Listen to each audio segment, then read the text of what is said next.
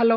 ഈ ഒരു കാര്യം ശ്രദ്ധിക്കാണ്ട് നാളെ നിങ്ങൾ ഫോറക്സ് മാർക്കറ്റിൽ പോയിട്ട് ട്രേഡ് എടുത്തു കഴിഞ്ഞാൽ ഡെഫിനറ്റ്ലി നിങ്ങൾക്ക് പണി കിട്ടും. നമുക്കറിയാം നാളെ 1 ജാനുവരി 2026, അതായത് ഈ ഒരു ന്യൂ ഇയറിന്റെ ബേസിൽ നാളെ വേൾഡിലുള്ള ഓൾമോസ്റ്റ് എല്ലാ ബാങ്ക്സും ഹോളിഡേ ആണ്, അല്ല എല്ലാ ബാങ്കിനും ഹോളിഡേ ആണ്. സോ നമുക്കറിയാം ഫോറക്സ് മാർക്കറ്റിൽ ഏറ്റവും കൂടുതൽ മൂവ്മെന്റിനെ കൺട്രോൾ ചെയ്യുന്ന ഒരു major portion of volume control ചെയ്യുന്ന ഒരു സെഗ്മെന്റ് ആണ് ബാങ്ക്സ് എന്ന് പറഞ്ഞു കഴിഞ്ഞാൽ. അപ്പൊ നാളെ ഈ ബാങ്കുകളൊക്കെ ലീവ് ആണ് അല്ലെങ്കിൽ ഹോളിഡേ ബേസ് ചെയ്തിട്ട് ഓപ്പൺ അല്ല എന്നുണ്ടെങ്കിൽ, ക്ലോസ് ആണ് എന്നുണ്ടെങ്കിൽ, ഡെഫിനറ്റ്ലി മാർക്കറ്റിൽ അല്ലെങ്കിൽ ഫോറക്സ് മാർക്കറ്റിൽ വോളിയം നല്ല രീതിയിൽ തന്നെ കുറയും അല്ലെ, മൂവ്മെന്റ്സ് ഉണ്ടാവില്ല എന്ന് തന്നെ പറയാം. ഓക്കെ, അപ്പോൾ ടെക്നിക്കൽ സൈഡ് ബേസ് ചെയ്ത് ട്രേഡ് ചെയ്യുന്ന ആളുകൾക്ക് ഒന്നും ട്രേഡ്സ് ഉണ്ടാവില്ല. കാരണം നമുക്കറിയാം ട്രേഡിംഗ് നോക്കി കഴിഞ്ഞാൽ മൂവ്മെന്റ്സ് ഉണ്ടാവില്ല മാർക്കറ്റിൽ. ഇപ്പോൾ കഴിഞ്ഞ ഇയറിലെ എന്റെ എക്സ്പീരിയൻസ് ഞാൻ പറയുകയാണെന്നുണ്ടെങ്കിൽ മാർക്കറ്റിൽ ചെറിയ ചെറിയ രീതിയിലായിരുന്നു മാർക്കറ്റ് എന്ത് ചെയ്യുന്നത്, മൂവ് ആയിട്ടുണ്ടായിരുന്നത് അല്ലെ. നമുക്ക് പ്രോപ്പർ ഓപ്പർച്യൂണിറ്റി കാര്യങ്ങളൊന്നും കിട്ടൂല.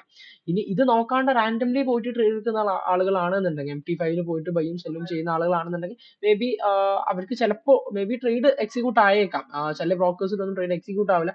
ഇൻ കേസ് ആയി കഴിഞ്ഞാൽ ആ ഒരു ട്രേഡ് അവിടെ ഇങ്ങനെ സ്റ്റോപ്പ് ആയിട്ട് നിൽക്കാം, അല്ലെങ്കിൽ വൈഡ് സ്പ്രെഡും കാര്യങ്ങളൊക്കെ ഉണ്ടാവാം.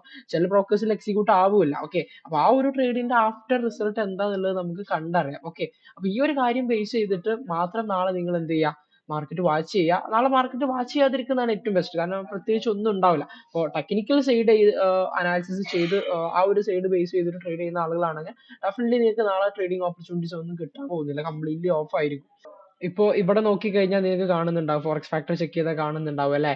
ജാനുവരി 1 തേഴ്സ്ഡേ അല്ലെ, New Zealand bank holiday, Australia bank holiday, Japan bank holiday, അതുപോലെ തന്നെ China bank holiday, Switzerland bank holiday, അതുപോലെ തന്നെ Europe bank holiday, Britain bank holiday, Canada bank holiday, United States bank holiday അല്ലെ. ഓൾമോസ്റ്റ് ഇത്രയും banks ഇവിടെ bank holiday ആണ്. പിന്നെ മാർക്കറ്റിൽ എങ്ങനെയാണ് വോളിയം ഉണ്ടാവുക അല്ലെങ്കിൽ മൂവ്മെന്റ്സ് ഉണ്ടാവുക? ഓക്കെ, അപ്പൊ ഈ ഒരു കാര്യം എന്തായാലും നമ്മുടെ മൈൻഡിൽ ഉണ്ടാവണം. അത് ബേസ് ചെയ്തിട്ട് മാത്രം എന്ത് ചെയ്യുക, നാളത്തെ മാർക്കറ്റിനെ നിങ്ങൾ നോക്കി കാണാം. ഓക്കെ.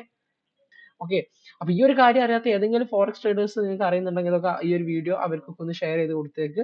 അവർക്കും മേ ബി ഇത് യൂസ്ഫുൾ ആയിരിക്കും. Okay, thank you.